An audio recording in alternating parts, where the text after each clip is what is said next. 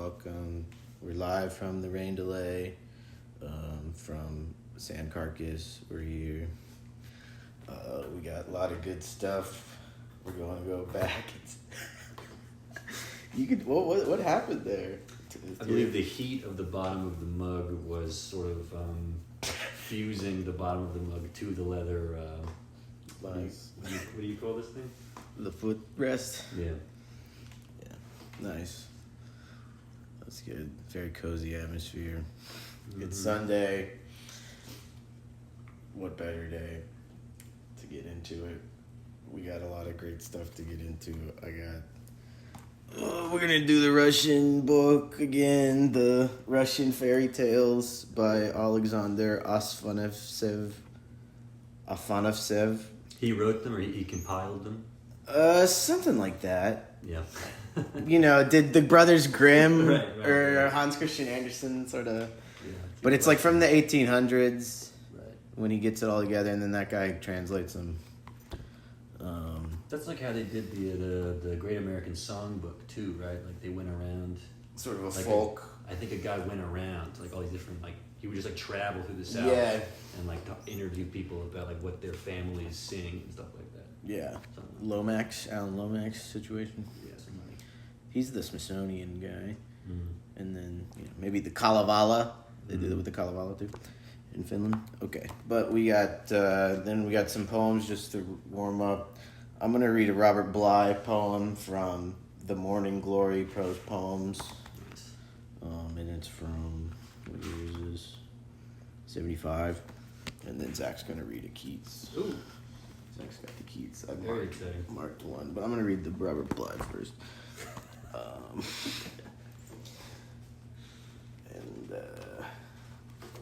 And you can just stop whenever you want when you're reading, if you want to talk about it. But yeah, this one's called Climbing Up Mount Vision with My Little Boy. And it's like a prose poem, so it's just like, there's no line breaks or anything. We started up. All the way he held my hand. Sometimes he falls back to bend over a banana slug. Then senses how lonely the slug is and comes running back. He never complained, and we went straight up. How much I love being with him. How much I love to feel his small, leafy hand curl around my finger. He holds on, and we are flying through a cloud. On top, we hunker down beneath some bushes to get out of the wind, while the girls go off to play. And he tells me the story of the little boy who couldn't cut off his hair and who wouldn't cut off his hair and give it to a witch. And so she changed him into a hollow log. A boy and girl came along and stepped on the log, and the log said, "Ow!" They put their feet on it again, and the log said, "Ow!" They put their feet on it again, and the log said, "Ow!" Then they looked inside and saw a boy's jacket sticking out. A little boy was in there. I can't come out. I've been changed into a hollow log. That's the end, he said. Then I remember a bit more. The boy and girl went to a wise man, he corrected me. It was a wise woman, Daddy, and said, "How can we get him changed back into a little boy?" She said, "Here is a pearl. If a crow asks you for it, give it to him." So they went along. Pretty soon, a crow came and said, "Can I have the buttons on your shirt?" The boy said, "Yes." Then the crow said, "Can I have that pearl in your shirt pocket?" "Yes." Then the crow said, "Now we'll go to the witch's house." The crow flew up and dropped some moss down the witch's chimney. The chimney got full. The witch started to cough. The crow dropped in some more moss. Then she had to open the door and run outside. Then the crow took an oyster, a big one, from the Johnson Oyster Company, and flew high into the air and dropped it right on the witch's head. And that was the end of her. And then the log was changed back again into a little boy. The land on top is bare, sweeping, forbidding, so unlike a little boy's mind. I asked him what he liked best about the whole walk. He said it was Bethany, an 8-year-old friend of Mary's, going pee-pee in her pants while hiding. Wow. Lovely. A few responses. Do we respond? Yeah, that's all we do. Great crow voice. Oh, thanks. Don't know if I ever heard the phrase banana slug. Oh, I think they're in California or West Coast. Okay. They're yellow, maybe? Yeah, I know it's the UC Santa Barbara mascot. The banana slugs. I didn't know that. That's funny. Some college in California. Yeah. And at first I was like, what the hell does it mean that the landscape is not at all like a young boy's mind? Right. And then I was like, oh, I guess I get it. Because you're looking out. It's like, it's bare, I think he said. So I guess the young boy, he's thinking about stuff. He's thinking about all the crazy story with putting the moss in the chimney and the witch runs out. Mm-hmm. But yeah, I like the end where the Bethany goes pee-pee. Yeah, that's good, yeah. That's his favorite part of the whole trip. Yeah, a lot of Robert Bly poems, he's just like walking. Nice. And sees stuff. Nice, and you're like, oh, nice, yeah. Whoa, that would be fucked up to see that.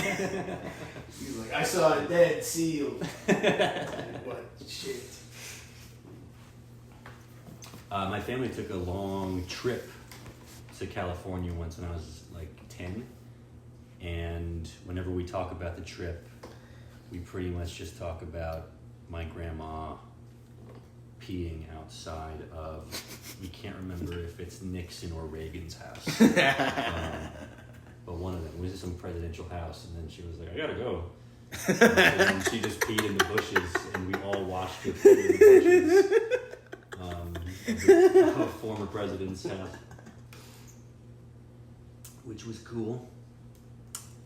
So I will read John Keats's To Some Ladies. So this is to some ladies. Some ladies. We'll see. We'll see. To some ladies.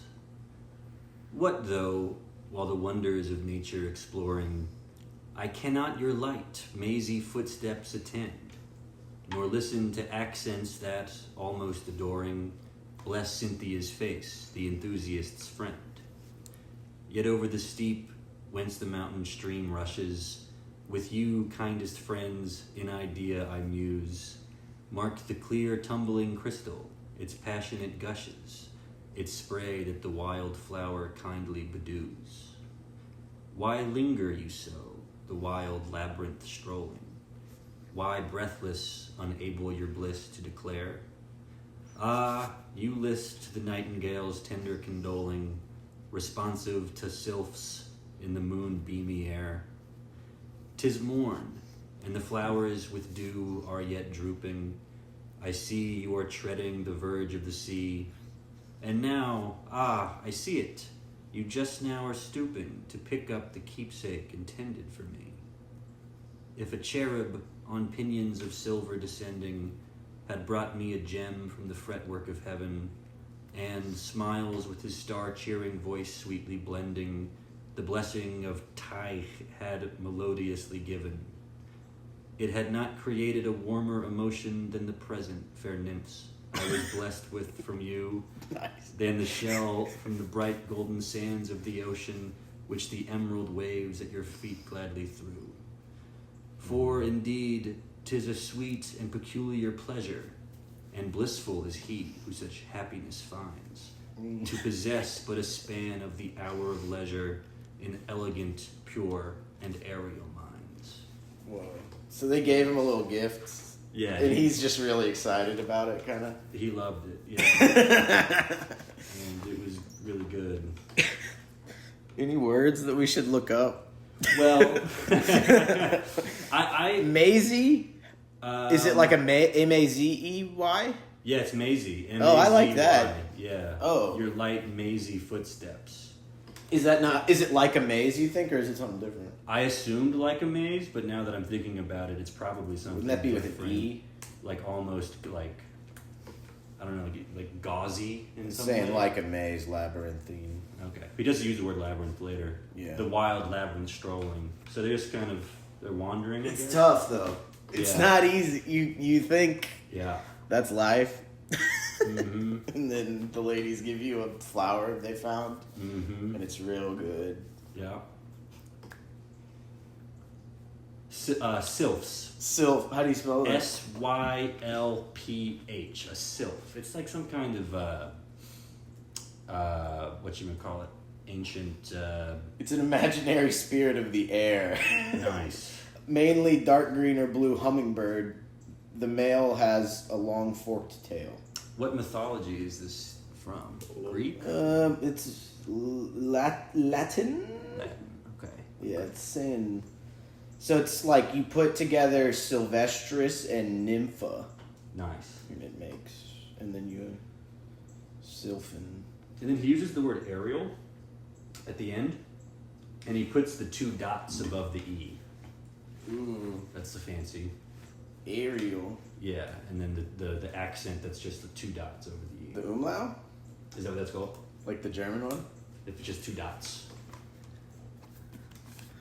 Over the E? Where? Oh yeah, that's an umlaut. Umlaut? Ariel. I'm gonna type in umlaut. Love an umlaut. Is there a hiatus in the word umlaut? That's what's on. This may just be my Australian accent. Alright, I can't read core stuff. But yeah, Ariel. Yeah, it's just in the sky. And then pinions. What's a pinion? Oh, I don't know opinion. Was that in the poem? Yeah. Oh, yeah. If a cherub they're coming down on a pinion. Pinions of silver descending. Like a pinion is a little dot? Like a little dot? Pinion is the outer part of a bird's wing, including the flight feathers. Of course. So just the good part of the wing that's a feather. Nice. But not the bone part. Then what? Is this a river or something? What is the Thai? Oh yeah, you were saying. I think that's. I said it wrong. I think that's just Thai. Thai. Yeah, it makes sense. Tighe. Yeah. The blessing of Thai. Okay, time is the name. This is if you name your son this. It means handsome.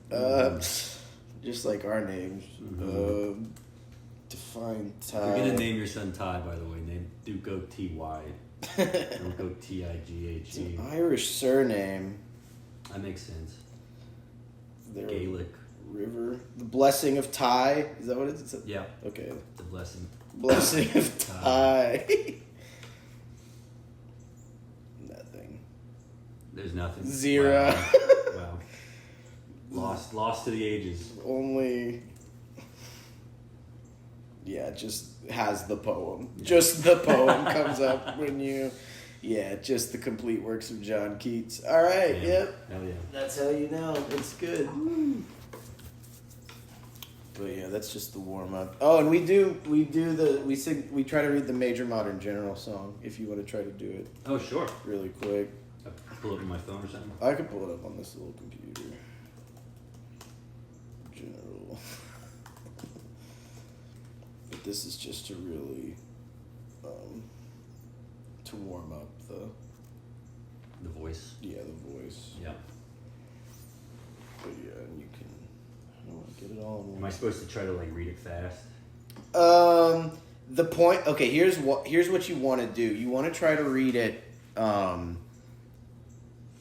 If you read it in rhythm, it's kind of cheating. You know what I mean? Okay. That makes it easier when you really get the no. But if you're trying to just read it naturally, like you're giving a speech or something, that makes it tough. That makes it harder. That's the higher level. But you can refrain. You can go back to. Okay. All right. I see. Oh, I see. Yes. In Mass Effect 2, there's an alien. Their species is called Solarians, and then he sings like a parody version of this about how he's the very model of a scientist Solarian. It's pretty good. They sing it on Star Trek a lot. Nice. It's when Niles hosted SNL, he just sings it. It's going to be tough to read it not in rhythm. Right. I mean, you can read it a little bit in rhythm, but you know. I'm the very model of a modern major general. I've information, vegetable, animal, and mineral. I know the kings of England, and I quote the fights historical from Marathon to Waterloo in order categorical. I'm very well acquainted, too, with matters mathematical. I understand equations, both the simple and quadratical. About binomial theorem, I'm teeming with a lot of news. There's a stray cat on the... Ooh, we got a little stray cat coming Wow, by. gorgeous. Stunning. Wow. With many cheerful facts about the square of the hypotenuse. I'm very good at integral and differential calculus. I know the scientific names of beings animalculous. In short, in matters vegetable, animal, and mineral, I am the very model of a modern major general. I know our mythic history, King Arthur's and the Sir Caradocs. I answer hard acrostics. I have a pretty taste for paradox. I quote in elegiacs all the crimes of Heliogabalus. In conics, I can floor peculiarities parabolous. I can tell undoubted Raphaels from Gerardows and Zophanies. I know the croaking chorus from the frogs of Aristophanes. Then I can hum a fugue, of which I've heard the music's din afore, and whistle all the airs from that infernal nonsense pinafore. Would you like me to keep going? You did good. Cool, thank You did good. I had some hot tea. I'm drinking honey. Yeah, that's probably It's cheating. what really unlocked it. Yeah, the honey. Yeah, I ginger tea. think part of it is you have to say it. Okay, the maybe I don't know how to prompt people to do it the right way, but it's like you're actually saying it and you actually feel it, like in a conversation or something. But fast. Oh, I see. But fast. I see. Okay. If like your defense, like I am the very model of the modern major general, sort of thing. But you did great. Thank you. No one else has done that well. I started doing kind of an Obama thing. Oh yeah, I got that. I got that in the middle. Yeah.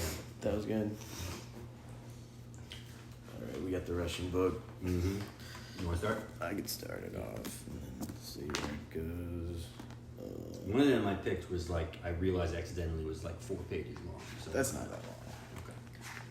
Is it this right? The spider? No, that one's short. Okay. Let me do the spider. Okay, this is called The Spider. In the days of yore, in very, very olden times, one lovely spring, one hot summer, a great plague spread over the world. Mosquitoes and midges in great swarms began to bite people and drink their blood. Then a spider came, a brave knight, and he began to twist his legs and weave his webs in the paths of the mosquitoes and the midges. A dirty fly fell into the spider's web, and the spider began to beat her, torment her, strangle her. The fly implored the spider, "Little Father Spider, do not beat me, do not kill me. I would leave behind many orphans who would fly into all the yards and annoy the dogs." The spider let her go.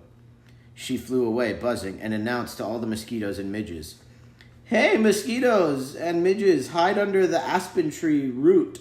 A spider has come, who twists his legs and weaves his webs in the paths of mosquitoes and midges. He'll catch you all." They flew away, hid under the aspen tree root, and lay as though dead. The spider called together a cricket, a beetle, and a wood bug. "You, cricket, sit on a cabbage and smoke a pipe of tobacco. You, beetle, beat a drum. And you, wood bug, go to the aspen tree root and spread the news that I, the valiant spider, the brave knight, and am no longer alive. Say that I was sent to Kazan, that in Kazan my head was cut off on the block, and the block was cleft asunder." Okay. They cut my head off so hard that... He's saying they cut my head off so hard that the chopping block is fucked up. And then the cricket sat on a cabbage and smoked a pipe of tobacco. The beetle beat a drum. And the wood bug went to the aspen tree root and said, Why do you hide? Why do you lie as though dead? The valiant spider, the brave knight, is no longer alive. He was sent to Kazan, and in Kazan his head was cut off on the block, and the block was cleft asunder.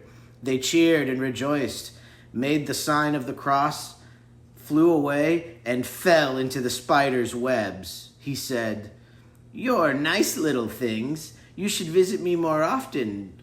Drink beer and wine and treat yourselves fine." Wow. That's the end. Wow, nuts. That's pretty weird. It is pretty weird. Reminds So me, the spider's actually a good guy. The spiders are good guys. Well, and the spiders kill bugs. Right. We forget this in our hatred of spiders. Yeah. We I don't think the spider would let the fly go, though. No, probably not. Probably not. He would just- Okay, but I understand. Okay, he's telling the spider tells all those guys to go help him. Right. But why does he tell the one guy to sit on a cabbage and smoke a pipe? I guess to appear relaxed. Act naturally, sort of. You know. Yeah. The cricket. Go sit on a cabbage. You, cricket, sit on a cabbage and smoke a pipe of tobacco. Maybe that's what they would do if someone died. Oh yeah. Or something. Or I think it's like act like everything's chill. There's not a spider around to kill. There's not a spider. There's no spider. We're chilling out. I'm smoking. We're the cricket. Yeah. The wood bug.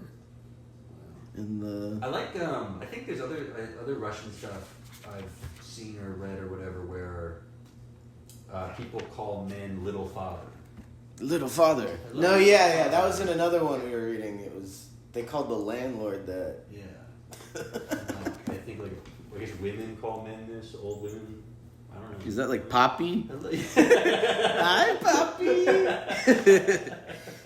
Papito. I don't know. Seems nice.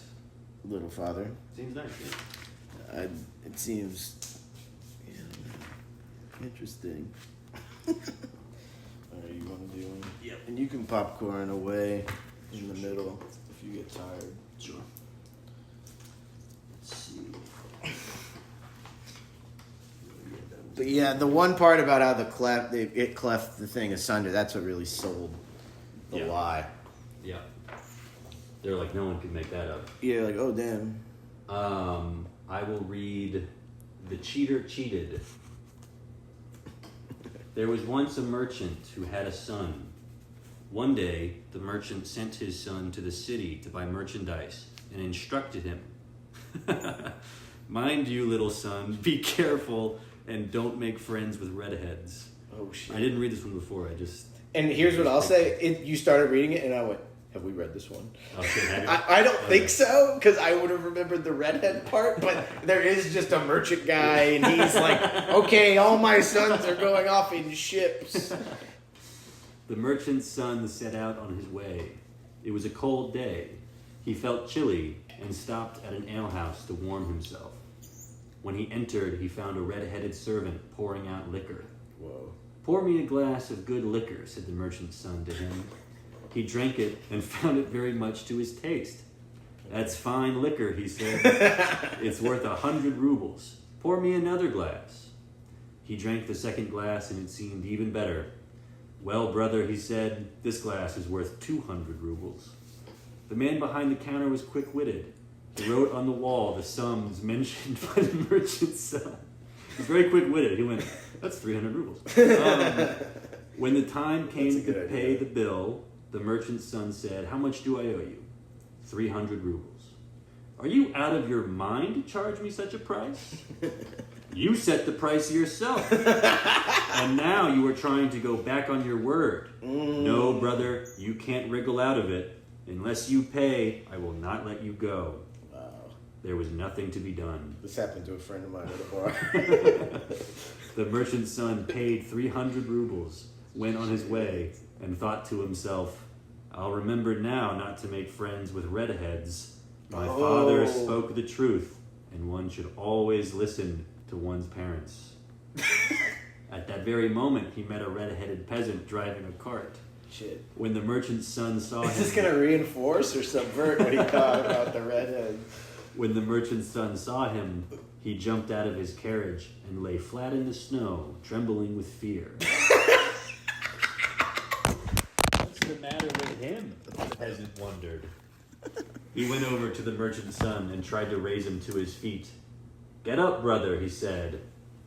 "Let me alone. One redhead cheated me. You'll cheat me too." "Don't be foolish, brother. There are redheads of all kinds. Some are cheats, some are honest. But who cheated you?" "So-and-so, the red-headed man who serves the liquor in the neighboring village." That's not a real guy. "Come back with me. I'll take care of him." They returned to the alehouse. Have you done this before? I should do this. There you're like, I trick let me meet people, come back in disguise, help them out. Oh, you think it's him in disguise? That's one theory.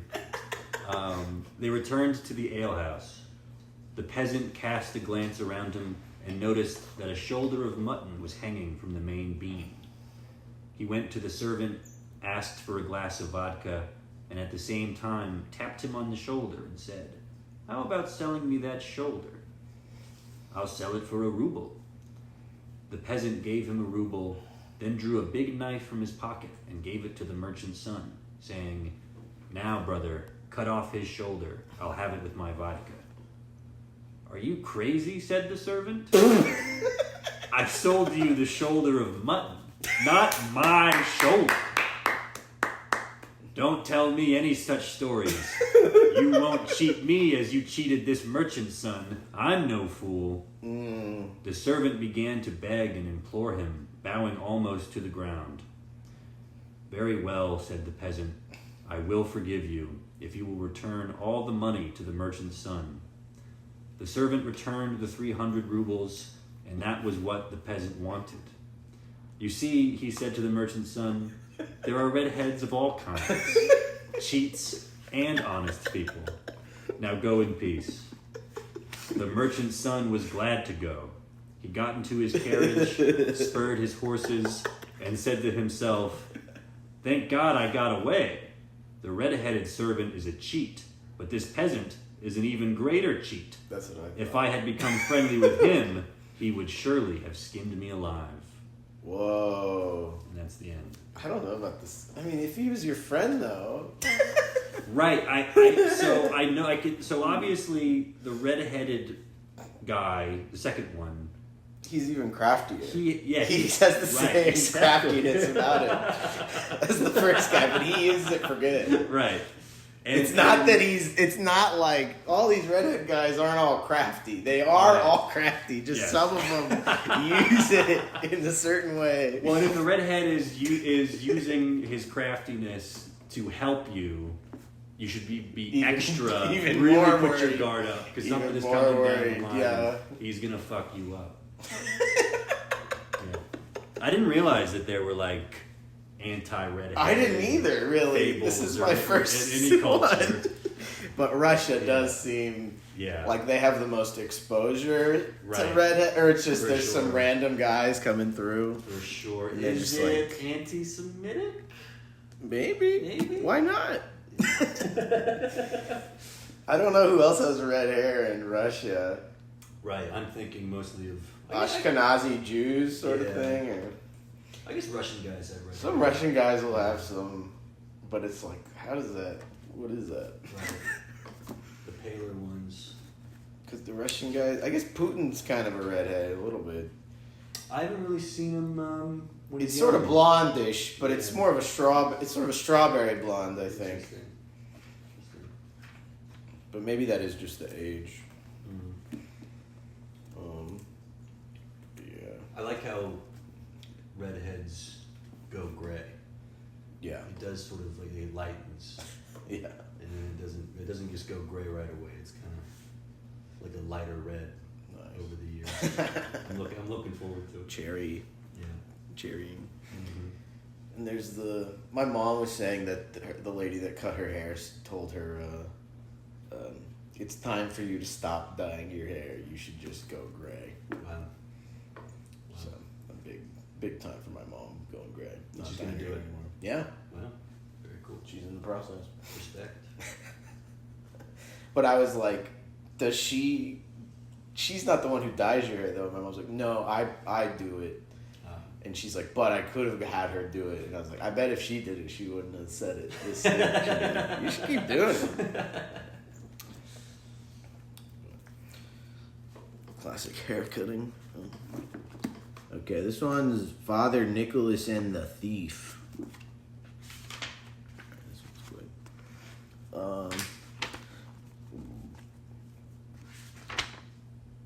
One of them had this great ending last time where it was like, and apparently it's like the Russian happily ever after sort of thing, where it's like the end of it, and the end of it is like, and I was there, and I drank a lot of beer, and it ran down my mustache. Like, that's the end. That's the classic ending of the Russian.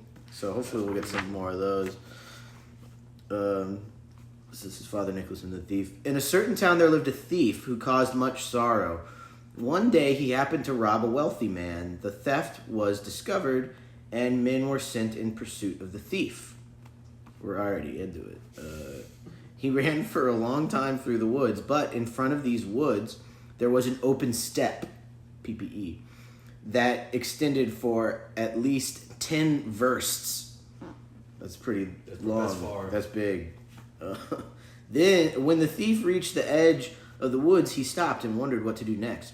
If he ran over the steppe, he would be caught at once, for there everything could be seen from a distance of 2 versts. And he heard his pursuers coming closer. Then he began to pray, Lord, forgive me my sinful soul. Hide me, Father Nicholas, and I will set a 10 kopeck candle before your image. Suddenly, out of nowhere, an aged man appeared and asked the thief, What did you say? The thief answered, I said, Father Nicholas, hide me in this wilderness, and I promised to put a candle before his image. And he confessed his sin to the old man, who said, Creep into this piece of carrion, for a piece of carrion was lying nearby. The thief had no other choice other than to creep into the carrion, for he did not want to be caught. He crept in, and that very minute, the old man became invisible. He was Father Nicholas himself. Oh, shit. That's the end of the paragraph. Now the pursuers came nearer. The men rode out on the steppe, rode for half a verst, and seeing nothing, turned back. Meanwhile, the thief lay in the carrion, hardly able to breathe, so foul was the smell. When his pursuers left, he crept out and saw the same old man standing nearby, gathering wax. I didn't know that was a thing people could do. Gathering wax? Gathering wax. Is that bee? You getting some bee? Okay. The thief approached him and thanked him for his rescue. Then the old man asked again, What did you promise, Father Nicholas, when you sought refuge? The thief answered, I promised to buy him a 10 kopeck candle. Well, just as you were stifled lying in that carrion, so Father Nicholas would be stifled by your candle. And the old man admonished him, Never pray to the Lord and his saints to help you in evil deeds, for the Lord does not bless evil deeds. Now heed my words and tell others never to pray to God for help in evil deeds. Having said this, he vanished from sight. Dang. Bro. That was a real... Wow. That came out of nowhere. Yeah. Do not It's ask stinky. God for help in evil deeds. Because it's stinky to him when he smells it. And so, okay, the word carrion, Carrion? Yeah. Creep into the carrion? Isn't carrion like dead bodies? Or like Yeah, I think it's like hide inside the dead body of a yak or something, you know. Wow. Sort of a tauntaun situation. Luke Skywalker. Shit. Creep into the carrion is like an owl. Yeah, metal. Yeah. Dang, Father Nicholas. And is Father Nicholas the... Santa Claus. Santa Claus? Dang. Yeah, he really owned him. That one was good. But yeah. I don't know what Santa's like in Russia. I think it's the one where he has the black guy with him and he puts guys in the bag and stuff. Like, if you're bad, Black Peter comes and he puts you in the bag and stuff. That's scary. Yeah. Everything is so much scarier in Russia. They're just like... And this is for little kids, so it's really scary. Oh, did you want to do... Should we do Nodi, the priest's grandson? That's the long That's the one. real long one, yeah. Yeah, you I can might- start it and then pass it off. I might pass it off, go grab myself a glass of water. This is called Nodi, the priest's grandson. In a certain kingdom, in a certain land, there lived a widowed priest and his daughter. He took very good care of the girl, and whenever he went to see someone in his parish, he always brought her presents. His parishioners knew that our priest had a daughter and that she expected presents. One day, he went to a village of his parish, about 12 versts away, to give someone communion, and was received very hospitably. He forgot to ask for a present for his daughter and set out for home. Shit. As he was riding on the road, he beheld a human head burning.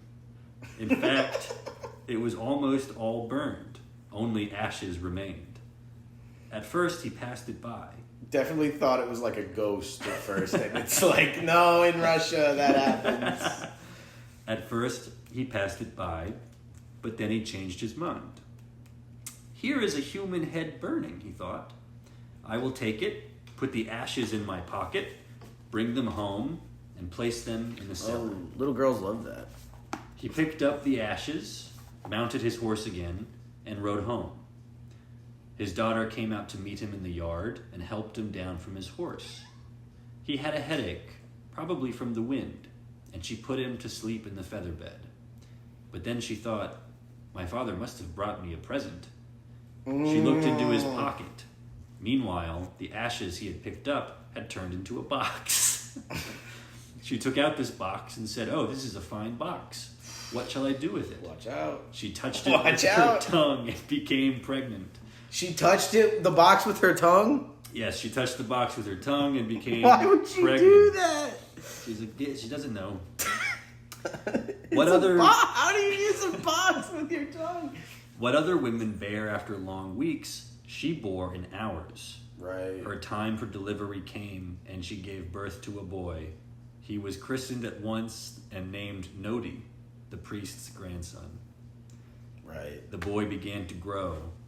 What other boys achieve in years, he achieved in hours. At 6 weeks, he went out into the street to play ball with the other boys. So Nodi might be good. Nodi's cool.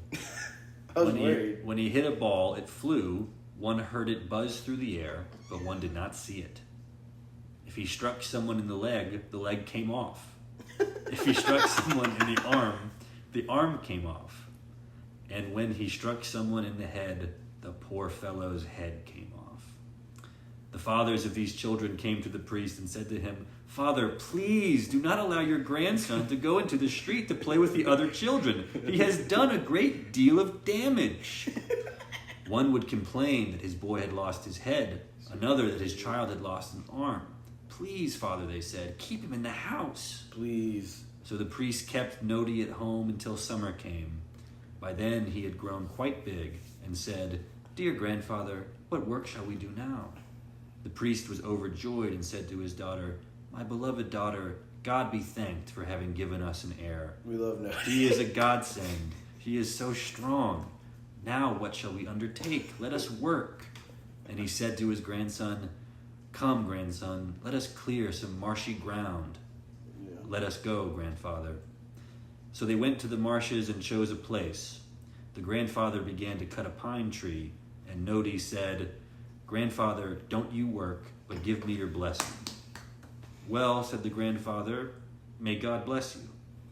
And the boy set to work with such vigor that the woods began to tremble. He gave one blow with his axe, and the tree flew down. Before noon, he had cleared about 4 acres of marshy ground. The grandfather said, Now we have to chop the wood and burn it. Whoa. He answered, Grandfather, let us simply pile it up. Okay. After 3 days, the former wilderness had become farmland. With the help of his grandfather, Nodi sowed oats, and the oats throve beautifully, as never before. They throve as they've never throve before. Now a bear began to haunt that field of oats. The priest went to inspect the new field and found that much of the grain had been eaten. He returned home and his grandson asked him, "Well, grandfather, how is our field?" "Very fine, little grandson. Only some wild horse has begun to frequent it. He has an enormous appetite and has done much damage." "Do you mean to say, grandfather, that after all the work I did, a good-for-nothing like that has done so much damage? I'll go catch him. Find me some hemp, as much as you can." Nice. He sat down, wove a hempen bridle, and, having eaten his dinner, went to the woods. When he saw the field, he was amazed at the sight. "My God, what mischief this horse has done! It's frightful!" And he sat down on a tree stump in the field. As he sat thus, the bear came out of the woods, went straight into the oat field, and began to trample the plants. Our brave youth was surprised. "What a strange creature," he said. "I never saw such a horse, and how he spoils the oats." Meanwhile, the bear came close to him. He was not frightened by the man on the tree stump, but took him to be part of it. When he came quite close, Nodi jumped down and 1, 2, 3, caught the bear by the ears, hugged him tight, and pressed him to the ground. The bear thought to himself, "What's this?" He tried to get up, but Nodi would not let him. He put the hempen bridle on him and led him home. And while he was leading him, whenever the bear caught on a tree, the tree was uprooted. Well, Nodi brought him home and tied him to a pillar in the middle of the yard and went into the house. "Lord, what a horse that was, grandfather! How tired I am from dragging him home." The priest looked into the yard and gasped, "Look, my daughter, what your little son, my grandson, has done." And for a long time they gazed in admiration. Nodi said, "Don't stare, but tell me, what will we do with this horse? What work will we give it? For it is very strong." "Use it to bring wood," said the grandfather. So Nodi took the bear, harnessed him to a cart, and began to use him to carry wood. In 3 days he had carted off the whole village. The villagers did not venture to go out, for the entire village had disappeared. They came to the priest and said to him, "Put him wherever you will, but he must not stay here. What kind of behavior is this? In 3 days he has taken the whole village away. We cannot go for fear of him." "Ah, my daughter," said the priest, "what are we to do? I am sorry for your son, my grandson, but we must send him away. Let him go wherever you will." And he called his grandson to him and said, "Well, my beloved grandson, the villagers have come with a request that we send you away. I am sorry for you, but you must go." My beloved grandfather, you should have told me that long ago, and I would have gone without delay. My beloved mother, bake a loaf of bread for me." His mother baked a loaf of bread for him and put it in his knapsack. He rose very early and washed himself clean. Then he put his knapsack on his back and asked for a blessing. "My beloved mother and my dear grandfather, give me your blessing for my journey." He said his prayers and set out. He came to the open field, and instead of taking a road or a path, went through thick forests and deep swamps and walked for 7 days, with his mouth open and his tongue hanging out. And he came to the thrice 9th land, to the thrice 10th kingdom, and found himself in an open field near a steep mountain, and saw there Gorinaya, the mighty hero, who kicked mountains about like balls. Oh, shit. Nodi, the priest's grandson, went to him and said, "God be with you, Gorinaya, mighty hero. What immense strength is in you, that you can kick mountains about like balls?" Gorinaya answered him, brave youth, do not admire my strength. It is said that beyond thrice 9 lands, in the thrice 10th kingdom, there is a certain Nodi, a priest's grandson, who is much stronger than I. He brought a bear from the woods, and on this bear loaded his entire village. His bones will not be carried by a raven. He will not be borne by a young steed. And Nodi answered him, "Ah, brother Gorinaya, mighty hero, the raven did not carry his bones, but he himself is here." Gorinaya said, "Ah, brother, so you are Nodi, the priest's grandson. Take me with you as your younger brother." Nodi took him, and they traveled so many far lands and conquered many mighty knights and captured many cities. Then they both got married, and they and their brides prospered. Wow. Damn. Gorinaya, we should have got Gorinaya earlier. He's so cool. Wow, best buds. Sort of Yeah. a boyhood situation. Yeah, I like meeting someone and they're like, "Oh, you think I'm tough? There's this other guy who's really tough." And then they're like, "That's me." His bones will not be carried by a raven. Yeah, I don't know what They're too heavy. They're too heavy. Because he's so strong. So a raven couldn't possibly. Are our bones gonna be? I think, I don't know. I don't know how strong ravens are. Yeah, what's the carrying capacity of a African swallow? It's sort of a classic, very normal story, in my opinion. We begin with the human head burning. And the father says to himself, I'll put this in my pocket. Take it home to my cellar. Yeah, that is what dads do, though. That's a total dad move. And then the girl licking it, total daughter move. You lick the box full of ashes, you get pregnant immediately. That's what happens. But they're strong. Yeah, they're He's strong as fuck. He's so strong. He punched a kid in the face and his head flew off. And they're like, "Please don't. Yeah. Please keep him at home."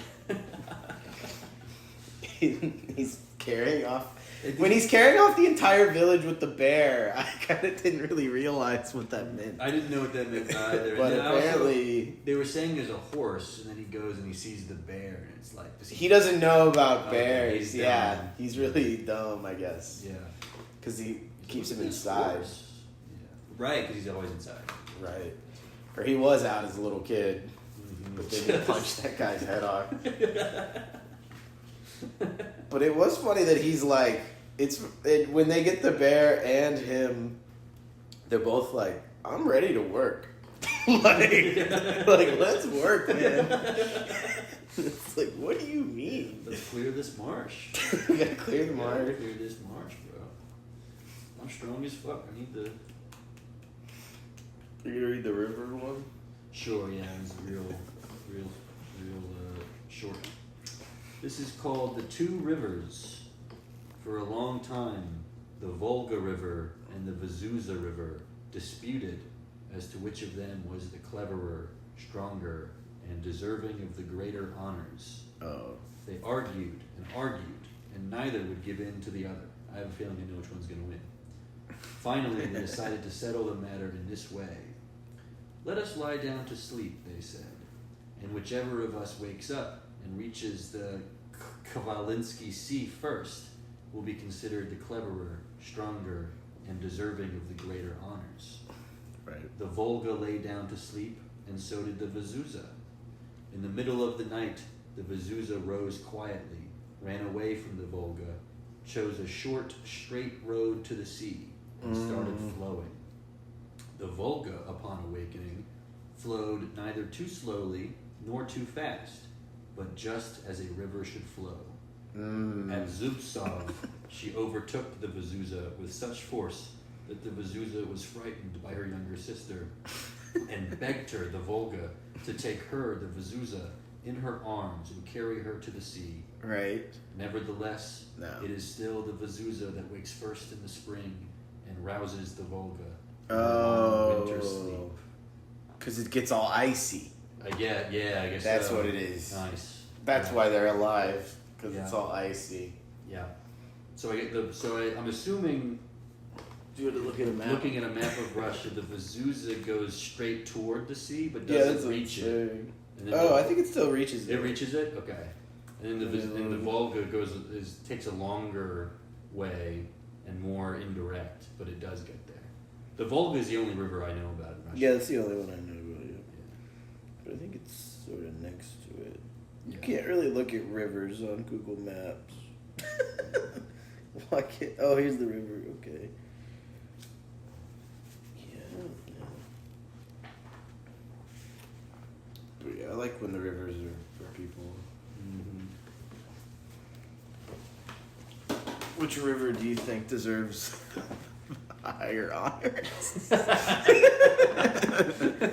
It's something we all talk about. Hard to say. Yeah, again, I only have ever heard of the Volga. So I assume that's the I looked up the Vazuza and it's just, you can't tell where it is. Damn. It's pretty. Yeah, I mean, most rivers are. Nice. The Vazuza. But it's more straightforward of a river. Yeah. And then all these pictures are in Zubsov, which is mentioned in the thing. Right. I don't know nothing about Zubsov.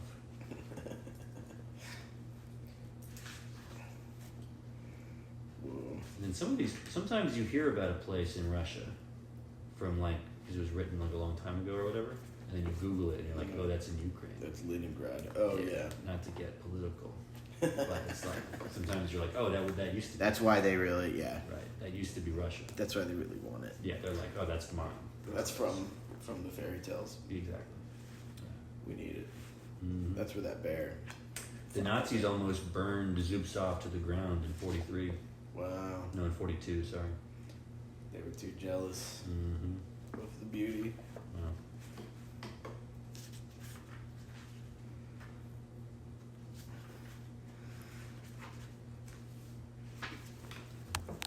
That's where they meet. Yeah, I was thinking about converging rivers. Mm-hmm. Sort of a Pittsburgh thing. Mm-hmm. The Three Rivers, right? Right.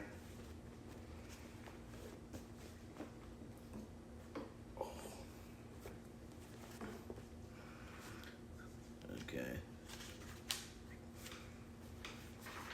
I'll do this one and maybe one more. Nice.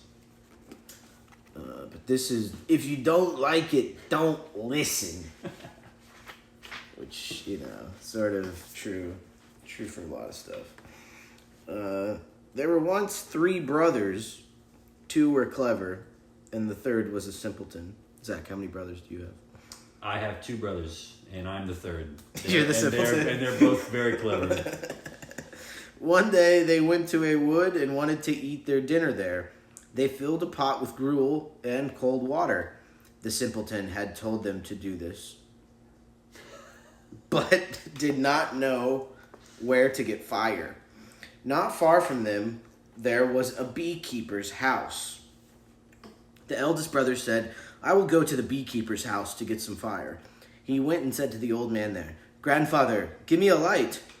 The old man said, First, sing me a song.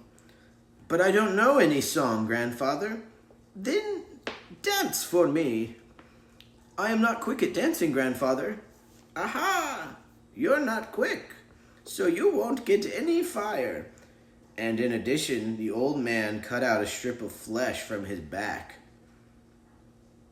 And so the eldest brother came back without a light. The old man cut out a strip of flesh. Whose back? The young guy's back or the old guy's back? The second brother began to grumble at him. How clumsy you are, brother, he said. You have not brought us a light.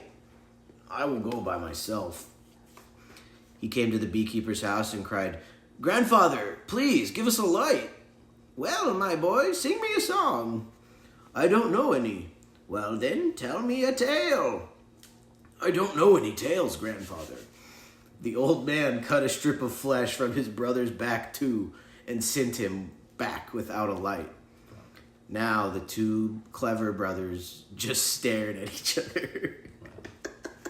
Is that the end? No, that's just the end of the paragraph. It's a good, Now the 2 clever brothers just stare at each other. Oh, dang, they're back on? They're back on, yeah. Shit. It's the 11th inning now. Wow. Yeah. We missed it. All right, we'll finish this one. The simpleton watched him and said, you, my clever brothers, You have not yet got a light. And he went himself to get one. He came to the house and said, Grandfather, have you got a light? The old man said, First, dance for me. I do not know how, Grandfather. In that case, tell me a tale. That I can do, said the simpleton, sitting down on a straw mat. But mind you, he went on, sit opposite me, listen, and do not interrupt me. If you do interrupt me, I will cut 3 strips of flesh from your back. The old man sat opposite him, with the bald spot on his head turned to the sun, and he had a huge bald spot. The simpleton cleared his throat and began his tale. Now listen to me, Grandfather. I am listening, my light. I had a piebald horse, little grandfather. I used it to drive to the forest for wood. One day I sat on it, and with my axe stuck in my belt, the horse trotted, trot, trot, and the axe thumped on its back, thump, thump. It thumped and cut off the horse's rump. Now listen, Grandfather, said the simpleton, giving the old man a slap on his bald spot with a mitten. I'm listening, my light. I rode for another 3 years on the remaining front part of the horse, and then I happened to see my horse's rump in a meadow. It was walking there, nibbling grass. I caught it and sewed it back to the front of my horse and rode on for another 3 years. Listen, Grandfather, he said, again slapping the bald spot with his mitten. I am listening, my light. I rode, the simpleton went on, till I came to the forest, and there I saw a tall oak tree. I began to climb up it and got to heaven. There I found that cattle were cheap. Only mosquitoes and flies were expensive. So I climbed down to the ground, caught 2 bagfuls of mosquitoes and flies, slung the bag on my back, and again climbed up to heaven. I put down my bags and began to hand out their contents to sinful mortals. I gave to each a fly and a mosquito and took a cow and a calf in exchange. I gathered up so much cattle that it could not be counted. Then I drove the cattle to the place where I had climbed up and discovered that someone had cut down the oak. I was distressed and wondered how I could get down from heaven. Finally, I made up my mind to make a rope reaching to earth. For that purpose, I slaughtered all my cattle, made a long strap, and began to clamber down. I clambered and found I was short a piece of strap about as long as your cabin, Grandfather. And I was afraid to jump. Listen, Grandfather, and again the simpleton slapped the bald spot with his mitten. I am listening, my light. Luckily, a peasant was winnowing oats. The husks flew, and I caught them and braided a rope of them. Suddenly, a strong wind arose and began to shake me to and fro, now toward Moscow, now toward Petersburg. My rope of husk broke, and the wind threw me into a bog. I sank into the mire up to my neck. I wanted to crawl out, but could not. A duck built a nest on my head. Then a wolf took to coming to the bog to eat eggs. I somehow managed to reach a hand out of the mire and seize the wolf's tail while he stood beside me. I seized it and cried loudly, "Tio-loo-loo-loo!" The wolf dragged me out of the mire. "Are you listening, Grandfather?" asked the simpleton, giving the old man another slap on his bald pate with the mitten. "I am listening, my light." The simpleton saw he was not getting anywhere. The tale was finished, and the old man had kept his word and had not interrupted. So in order to provoke the old man, the simpleton began another tale. My grandfather was riding on your grandfather. "No, it was my grandfather who rode horseback on yours," the old man interrupted. The simpleton was glad. That was all he wanted. He knocked down the old man and cut 3 strips of flesh from his back. Then he took some fire and brought it to his brothers. They made a fire, put the pot of gruel on a tripod, and began to cook. When the gruel is ready, the tale will continue. For the time being, it is ended. Okay. What? I mean, I'm starting to think this simpleton might be the secretly the cleverest of them all. Smart, yeah. Yeah. He outfoxed this old man, that's for sure. Damn. They're trying to heat some gruel. They're trying to make some oatmeal. Yeah, they're This just old making man gruel. won't let them. But he tricked him because he was like, interrupt my story. Yeah, and then you set up a deal where you're like, look, if you interrupt my story, I'm gonna fuck you up. And then you start telling a mean story about his granddad. Right. Or something. And he's like, no. I wrote the back on your. Yeah. Damn. I don't know what that means, but it's probably fucked up in Russian. You would never say that to your elder. I was wondering if, in the original Russian, if like the words for thump and rump rhyme in Russian. Yeah, I bet it's just different. Yeah. I bet there's a butt word that rhymes with thump. Yeah. Bushki. Bushki. Bushki bushk. Any closing thoughts? About if you don't like, don't listen. If you don't like it, don't listen. I don't understand what that means. Yeah, I don't know either. So, but it's because it's like, well, don't interrupt. I guess, yeah, if you don't like it, don't listen. Just don't interrupt. Just kind of tune it out. Right. Because if you interrupt somebody, right, they'll cut strips of your flesh. Yeah. To use for. I don't understand. Oh, is that part of it? Yeah. Or they're heating up. They're heating up the strips of flesh. They're putting pieces of your back on the stove or whatever.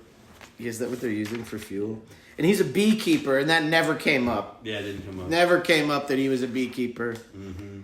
That's probably how they're gathering wax from earlier. You're probably right. It's the bees. Oh. I don't know. I don't even know what wax is or where it comes from. Wax for candles. Isn't that usually like fat? Yeah. Oh, you're right. But yeah. It doesn't seem waxy though. Yeah. I mean, not only whale. I think. Right. Whales also. All the wax. Candles. Mm. All right. Much to consider. Any closing bits? None at this time.